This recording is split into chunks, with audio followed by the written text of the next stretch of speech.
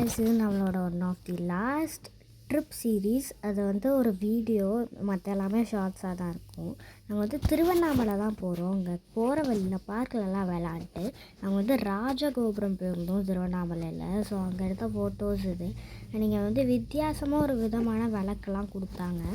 நான் வந்து எல்லா வீட்டெல்லாமே ஃபோட்டோ எடுத்தேன்.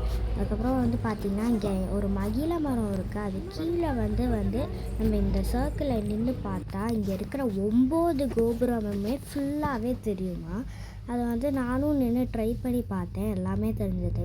ஸோ அந்த திருவண்ணாமலையில் மொத்தம் 9 கோபுரம். இந்த அண்ணாமலையார் உண்ணாமலையாக இருக்குது. ஸோ அண்ணாமலைனா வந்து சிவன், அப்புறம் உண்ணாமலைனா மீனாட்சின்னு சொல்லியிருந்தாங்க. ஸோ இங்கே தான் உட்காந்து நாங்கள் சாமியெலாம் கும்பிட்டு வந்து ரெஸ்ட் எடுத்துகிட்டு இருந்தோம்.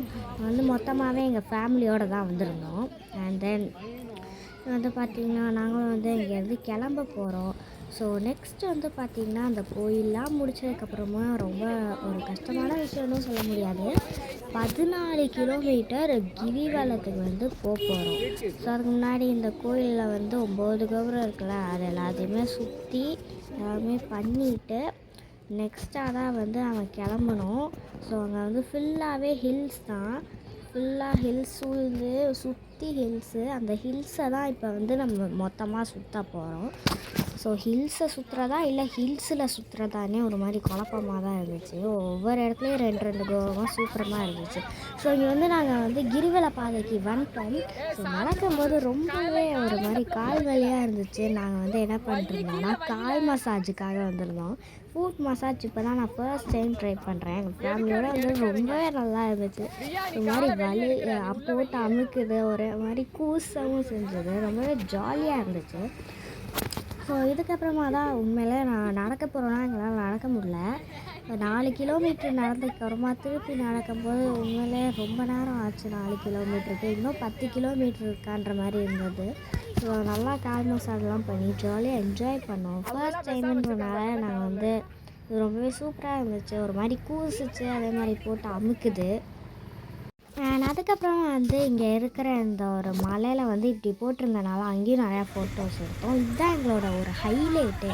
ஸோ இப்படி வந்து ஒரு இடத்துல அப்படியே வந்து சின்ன கோயிலோட இது சந்து மாதிரி இருந்துச்சு. இந்த சந்துக்குள்ளே வந்து இப்படியே புகுந்து வெளியில் வரணுமா, அது வந்து இடுக்கி பிள்ளையார்னு சொல்லிட்டு இருந்தாங்க. ரொம்பவே ஜாலியாக இருந்துச்சு. உண்மையிலே இது வந்து ரொம்ப நல்ல ஒரு ட்ரிப்புன்னு தான் நான் சொல்லுவேன். அண்ட் நாங்கள் வந்து போனது மட்டும் இல்லாமல் திருப்பி வரும்போதும் ரிட்டன் வரும்போதும் அதே கால் மசாஜ் பண்ணிட்டு வந்தோம். ஏன்னா விட அப்போ தான் ரொம்ப கால் வலி. ஸோ கிரிவல பாதியில் நாங்கள் வந்து ஒரு ஹோட்டல் பார்த்தோம். அது வந்து கருப்பட்டி காஃபி.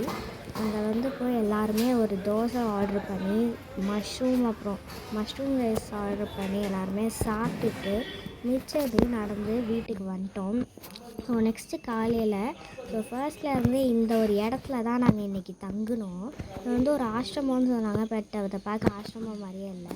இங்கேருந்து பார்த்தாலே ஒரு மாதிரி பால்கனி மாதிரி இருந்துச்சு. பட் இது கிரவுண்ட் ஃப்ளோர் தான். ஸோ அவ்வளோதான், இந்த சீரீஸுமே முடிஞ்சு.